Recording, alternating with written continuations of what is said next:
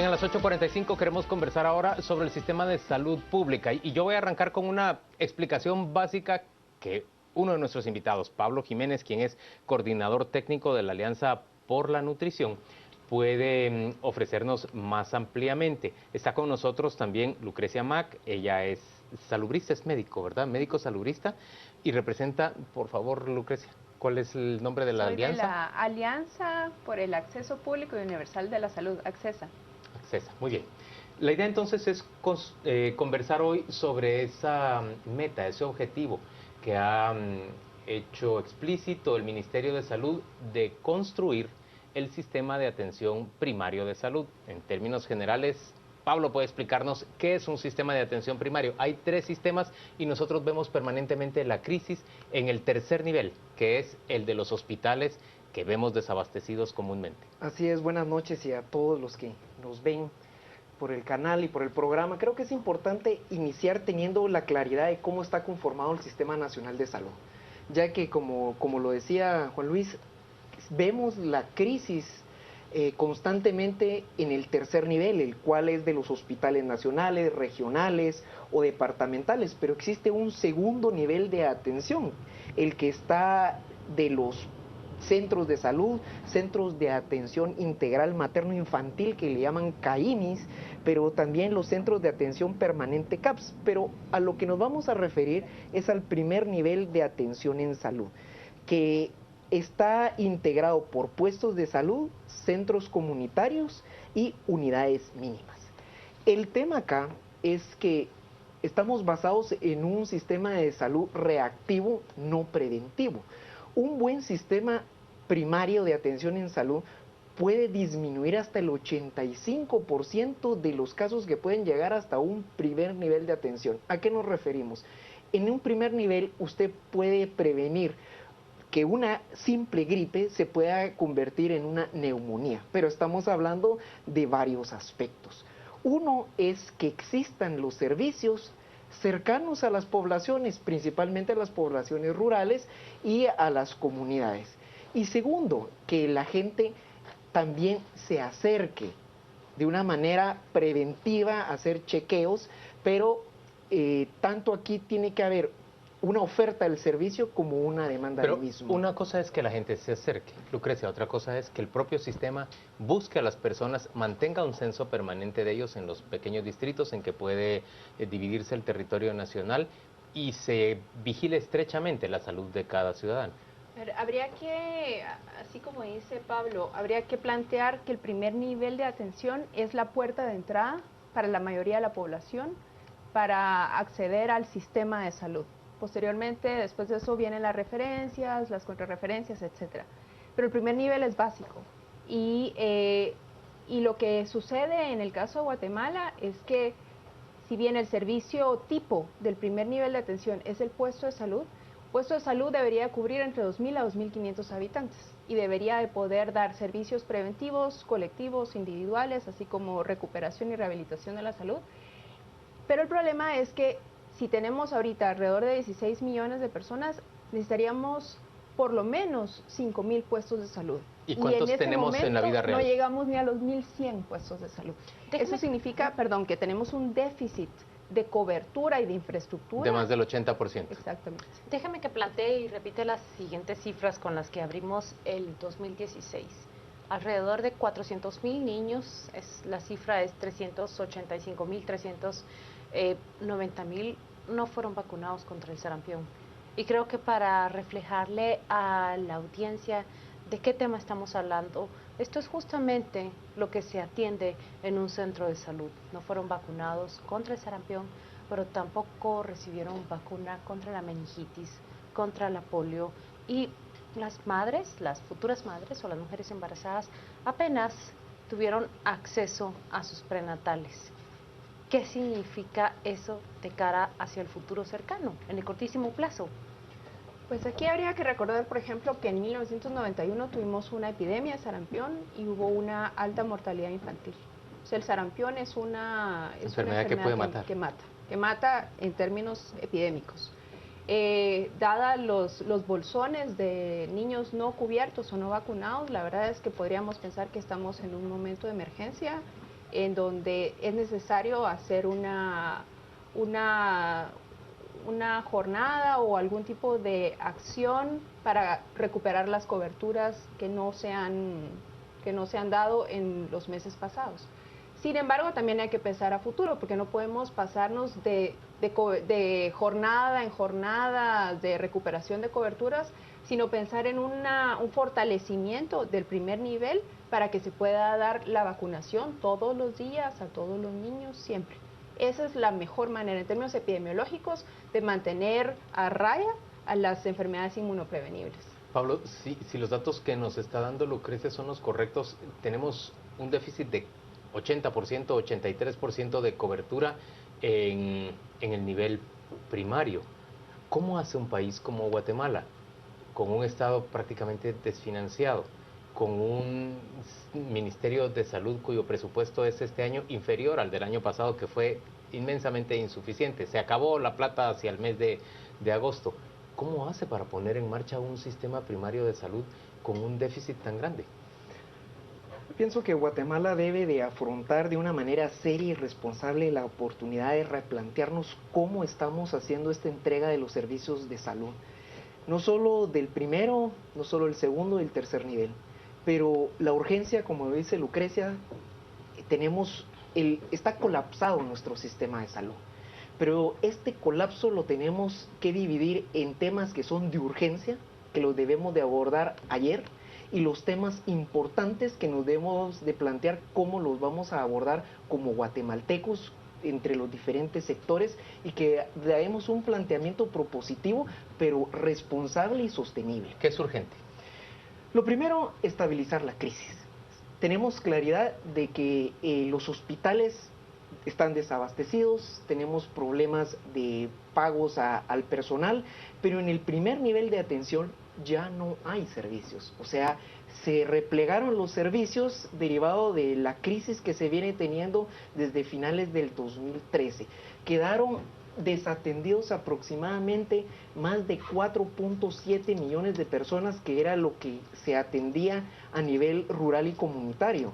Entonces, esto sumado a los temas de desnutrición crónica infantil, enfermedades como la que dice Lucrecia, inmunoprevenibles, esto sería caótico si un brote de estos se llega a generar en el país.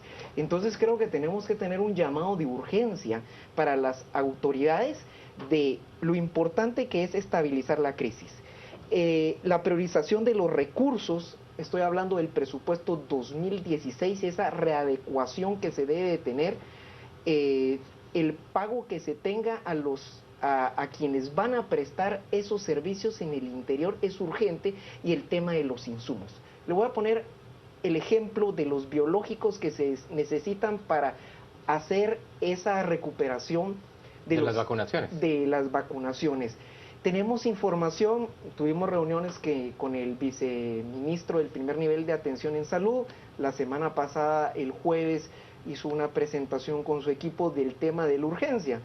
Pero necesitan que sea pagado lo que al proveedor, a la OPS, para que estos biológicos puedan venir en mayo. Eso quiere decir que hasta abril tenemos vacunas. Los biológicos, dice usted, las vacunas. Así que la es. OPS nos quiera mandar vacunas otra vez. Lucrecia, pero lo que estamos viendo es que estamos en unas condiciones, hay que empezar prácticamente de cero. Bueno, estamos básicamente en cero, porque primer nivel de atención no hemos tenido realmente.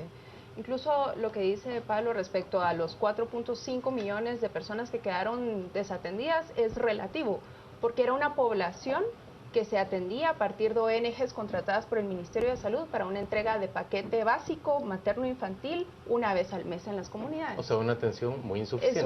Es claro, o sea, entonces que se hayan quedado 4.5 millones de personas desatendidas es realmente relativo. Que una vez al mes solamente diarreas e infecciones respiratorias, no sé.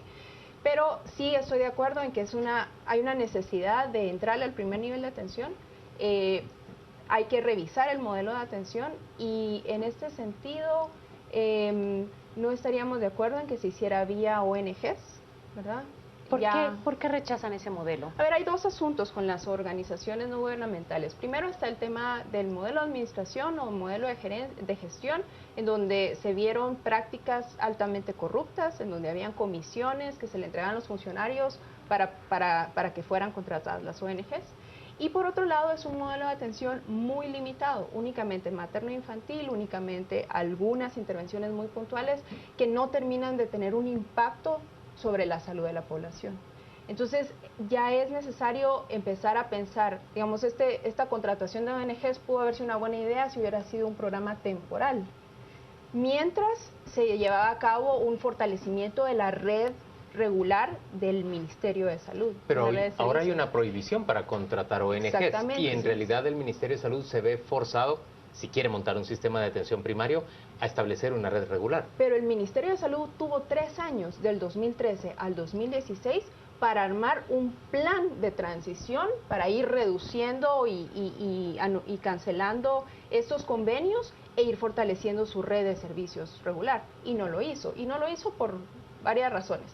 Pero a lo que voy es a que necesitamos planes y claridad sobre a dónde queremos ir, tanto para enfrentar la crisis, para atender las urgencias de vacunación, pero también una política de mediano y corto plazo para el fortalecimiento del primer y segundo nivel de atención. Y eso se ve venir en este gobierno.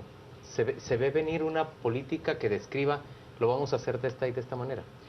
Pues existen propuestas ya. Por ejemplo, por parte del Instituto de Salud Incluyente, y hay una propuesta que es el modelo incluyente en salud, que ya se está implementando en 90 puestos de salud del territorio y que va mucho más allá de un paquete básico de servicios.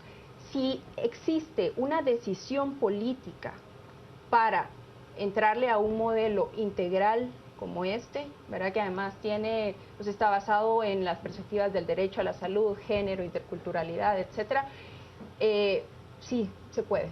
Pero justamente en ese último tema que toca, el último estudio que la Agencia para el Desarrollo de Estados Unidos presentó apenas en enero refleja la gran disparidad que existe en la asignación de recursos en áreas urbanas de áreas rurales.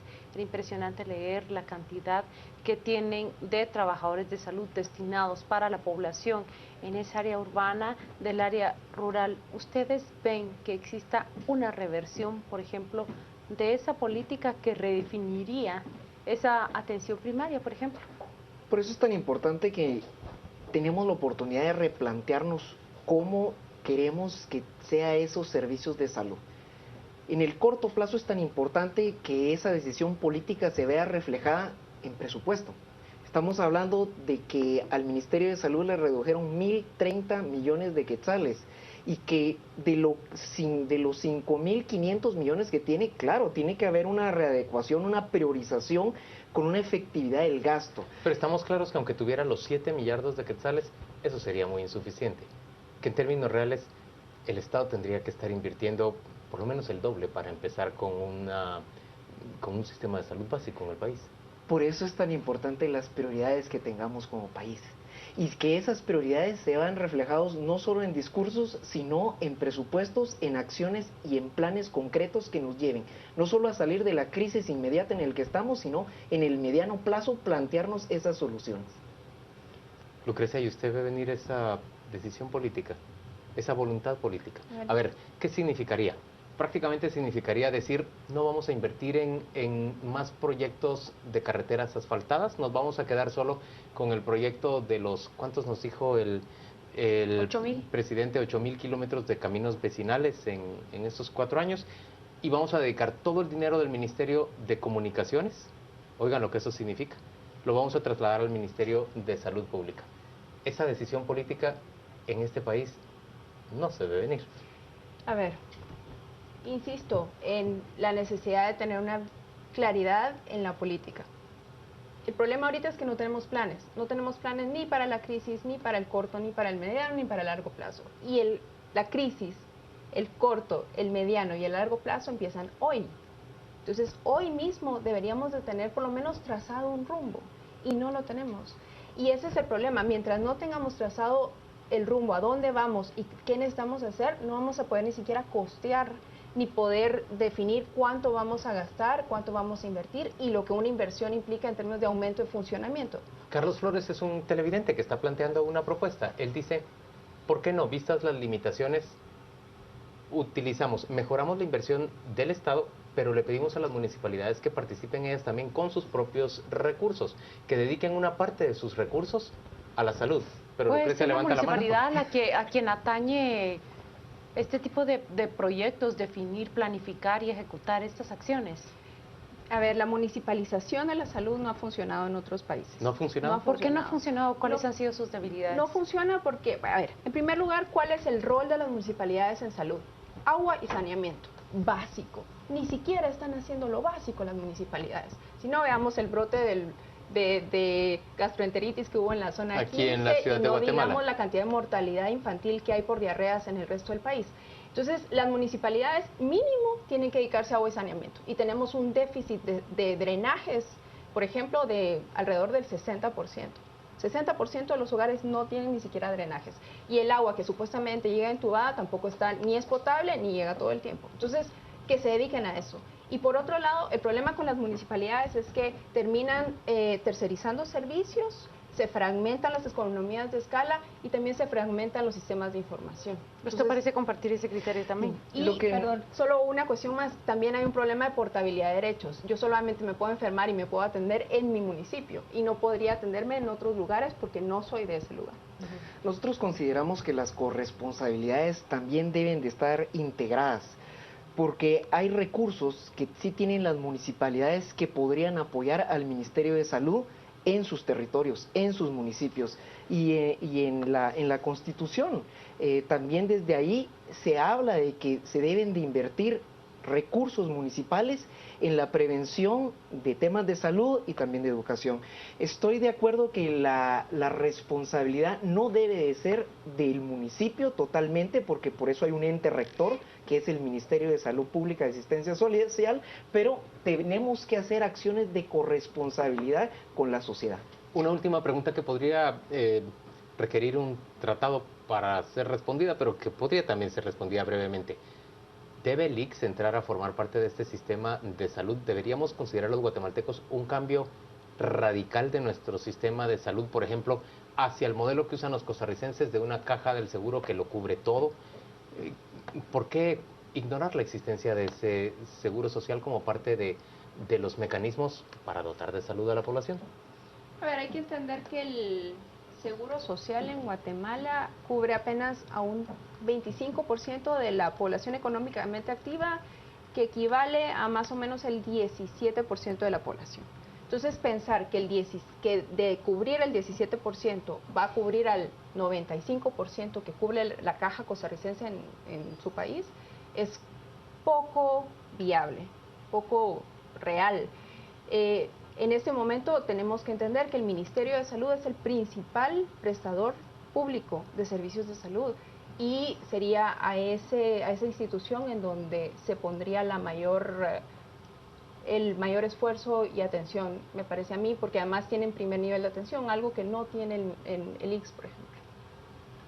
Y también la misma pregunta. Es importante que definamos hacia dónde vamos. Teniendo esa claridad en el corto y mediano plazo, podemos identificar cuáles pueden ser nuestros aliados, porque entiendo que el Seguro Social, la mayoría de sus beneficiarios está en áreas urbanas, y aquí una de las debilidades está en el área rural, en las comunidades donde no tenemos esos servicios. Creemos que parte fundamental es esa priorización en este momento del presupuesto que ya se le asignó al Ministerio de Salud, que con lo que se tenga se pueda tener esas prioridades urgentes y que podamos abrir ese diálogo hacia el mediano y largo plazo. Asimismo, tenemos que hablar de temas como el recurso humano, que en el primer nivel de atención... Hablemos de eso, porque ustedes lo que me están diciendo es, en términos reales, para construir ese nivel primario, la única opción que tenemos, eso es lo que yo colijo de lo que están explicando, es crear una red regular a partir del Ministerio de Salud Pública. Vale, muy bien, creamos esa red regular. ¿Y cómo hacemos para que no cobre los mismos vicios que cobra en este momento el sistema de salud pública con más de 57 sindicatos. Yo no tengo nada en contra de los sindicatos en términos de principio, pero sí lo tengo cuando ellos favorecen, impiden que se corrija, por ejemplo, el robo de alimentos y de medicinas en los hospitales. Es que llegó un punto, el año pasado entrevistando al ministro, en que las cámaras que estaban colocadas, las cámaras de video que estaban colocadas para inhibir a las personas de que se robaran los medicamentos, estaban controlados por uno de los sindicatos y entonces las autoridades de salud no podían en realidad ejercer esa cobertura. ¿Cómo hacemos para que, si crecemos la red de empleados del Ministerio de Salud, no cobren los mismos vicios que ya vemos en este momento implantados en el Ministerio? A ver, es necesario establecer una carrera sanitaria, ¿verdad? Y a partir de ahí tener una política de recurso humano del Ministerio en donde se pueda de alguna manera mantener la estabilidad laboral, porque finalmente son portadores de derechos los trabajadores, ¿verdad? Claro. Al mismo tiempo que cumplen con sus obligaciones laborales. O sea, pero eso es una cuestión bastante compleja, especialmente en un Ministerio de Salud que es de servicios y que es, al ser de servicios, es como lógico que tenga una gran cantidad de personal porque se trata de atender. Es como el Ministerio de Educación también, ¿verdad? Presta servicios. Yo quisiera solo llamar la atención respecto a algo que comentaba Claudia del cómo está de mal distribuido el personal. Hay que recordar que el primer nivel de atención y los puestos de salud están básicamente en manos de auxiliares de enfermería, no de médicos. Entonces, es más fácil o menos tiempo lo que se necesitaría poder formar auxiliares de enfermería con una buena capacidad de resolución para un primer nivel de atención, más que tener que formar médicos para un centro de salud o para hospitales incluso, ¿no? El tema de perfiles respecto a los puestos es importante para que no se vuelva a esas prácticas clientelares de pago de favores, y que yo pienso que el país ha cambiado y que tenemos que tener una veeduría de lo que están... ¿De veras usted cree eso cuando yo veo que el partido de gobierno se está llevando a más diputados y que lo que nos explican es que les están ofreciendo las gobernaciones a los diputados que migran hacia y su que en el bancada? paquete también entran La los dirección puestos de departamental de salud, la dirección departamental de educación, o sea, los vicios de toda la vida. Los guatemaltecos de a pie, creo que hemos cambiado, tenemos mayor confianza de poder hacer pronunciamientos y de poder solicitarle a nuestras autoridades esa auditoría social donde nosotros somos parte. Es importante que también la ciudadanía pueda exigirle a sus autoridades, principalmente de salud, que provean estos servicios, porque no es un favor, sino es un derecho a la salud. Señores, gracias ambos por acompañarnos a las 8:45. Vamos con Rocío Lazo, ella nos cuenta qué se comenta en las redes sociales sobre esta conversación. Juan Luis, hablamos en este momento sobre la crisis de salud, particularmente en el nivel primario. ¿Qué opinión le merece? Esperamos sus comentarios. Comenzamos con Julio Mex. El problema con las municipalidades son los clientelismos que se originan desde los más bajos niveles. Salud, educación, seguridad y caminos. No se pide más. De acá en adelante depende de nosotros. Ludvigo Valle. Hay que redefinir modelos de gestión, modelo de atención y modelo de financiamiento. Yuri Giovanni Melini, la problemática del sector salud requiere algo más que inversión y donaciones. Urge la refundación del sistema. Y por último, Estuardo Mieres. Todos los planes son perfectos, pero la clave está en parar la corrupción en el área financiera del Ministerio de Salud Pública y Asistencia Social, o nada avanzará. Estos fueron los comentarios. Les recordamos que en Facebook y en Twitter nos encuentra como Canal Antigua. Ahora es momento de conocer todo sobre el mundo deportivo y lo invitamos a que se quede en sintonía de Canal Antigua, ya que a las 10 p.m. nuestros analistas estarán hablando acerca del rumbo de gobierno del presidente Jimmy Morales.